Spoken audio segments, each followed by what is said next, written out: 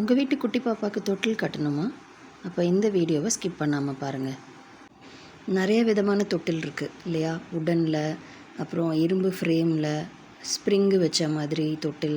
இப்போ ரீசெண்டாக பார்த்திங்கன்னா ஜன்னலில் ஃபிக்ஸ் பண்ணுற மாதிரி தொட்டில் கூட கிடைக்கிது.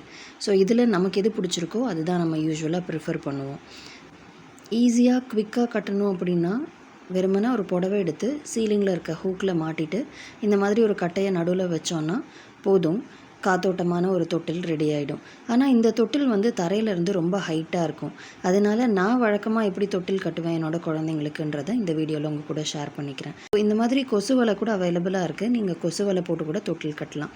இந்த மாதிரி தொட்டில் கட்டுறதுனால குழந்தைங்களுக்கு காற்று ஈஸியாக உள்ளே போகிற மாதிரி இருக்கும். இதுக்கு வெளியேருந்து வாங்க வேண்டியது தொட்டில் கம்பு, கயிறு, அப்புறம் ஒரு ஹூக். தொட்டில் கம்பு கோவில்கள் பக்கத்தில் இருக்கிற கடைகளில் கிடைக்கும். அப்படி இல்லைனா நாட்டு மருந்து கடையில் கூட வாங்கிக்கலாம். நிறைய கலர்ஸில் அவைலபிளாக இருக்குது. உங்களுக்கு பிடிச்ச மாதிரியான கலரில் நீங்கள் வாங்கிக்கலாம்.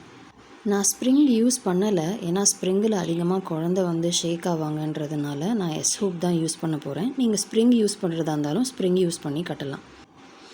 ஹூக் வேறு வேறு சைஸில், வேறு வேறு திக்னஸில் நிறைய ஹார்ட்வேர்ஸில் கிடைக்கும், நீங்கள் வாங்கிக்கலாம்.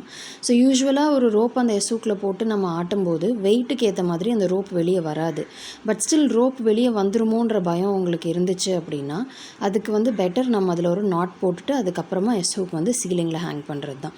ஸோ அந்த நாட் எப்படி போடுறதுனா, அந்த ரோப்பு ஈக்குவல் ஹாஃபாக ரெண்டாக பிரிச்சுட்டு அந்த மிட் பாயிண்ட்டை பிடிச்சிட்டு இப்போ நான் வீடியோவில் காமிக்கிற மாதிரி ஒரு நாட் போட்டுக்கோங்க. அந்த கேப்பில் நீங்கள் ஹூக்கை இன்சர்ட் பண்ணிவிட்டு டைட் பண்ணால் போதும், நாட் ரெடி ஆகிடும். ஸோ இந்த மாதிரி நாட் போடும்போது இன்னும் நீங்கள் தைரியமாக இருக்கலாம். கண்டிப்பாக அந்த ஹூக்லேருந்து அந்த ரோப் வெளியே வராது. இன்னும் சேஃபாக இருக்கணும்னு நினச்சிங்கன்னா ஹூக் கீழே இந்த மாதிரி லாக் பண்ணி அவைலபிளாக இருக்குது. அதை கூட வாங்கி யூஸ் பண்ணலாம்.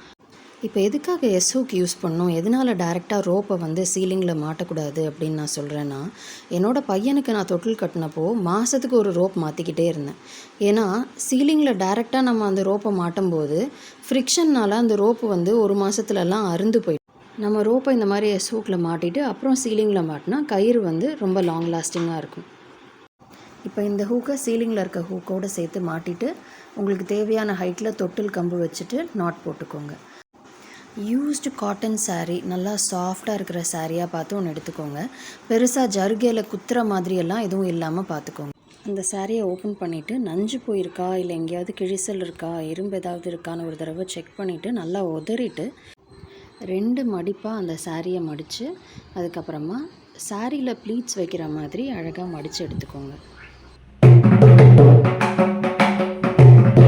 தரையிலேருந்து உங்களுக்கு எவ்வளோ ஹைட்டில் அந்த தொட்டில் வேணுமோ அதுக்கேற்ற மாதிரி அந்த புடவையை அந்த தொட்டில் கயிறில் வச்சு அளவு பார்த்துக்கோங்க.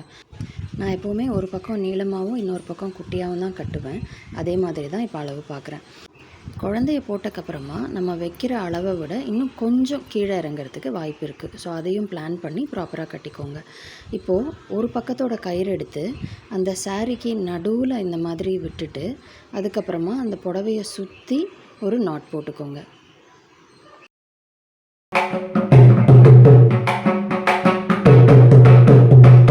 நாட் போட்டு முடிச்சக்கப்புறமா அதை நல்லா டைட் பண்ணிவிட்டு மிச்சம் இருக்கிற ரோப்பையும் அதே மாதிரி சாரியை சுற்றி நாட் போட்டுக்கணும்.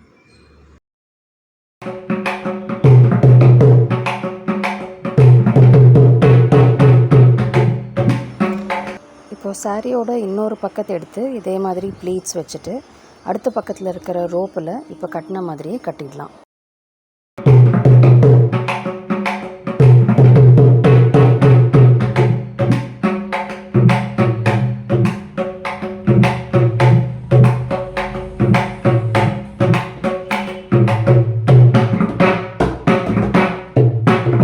கட்டி முடிச்சுட்டு உங்களுக்கு தேவையான அளவுக்கு டைட் பண்ணிக்கோங்க.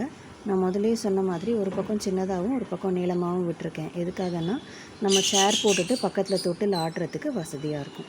இந்த மாதிரி மேலே குட்டி குட்டி ஜிகினா பேப்பர்ஸ் இல்லைன்னா ஏதாவது கலர்ஃபுல் பேப்பர்ஸ் ஒட்டினோன்னா குழந்தைங்க தொட்டிலில் படுத்துகிட்டே அதை வேடிக்கை பார்த்துட்டு இருப்பாங்க.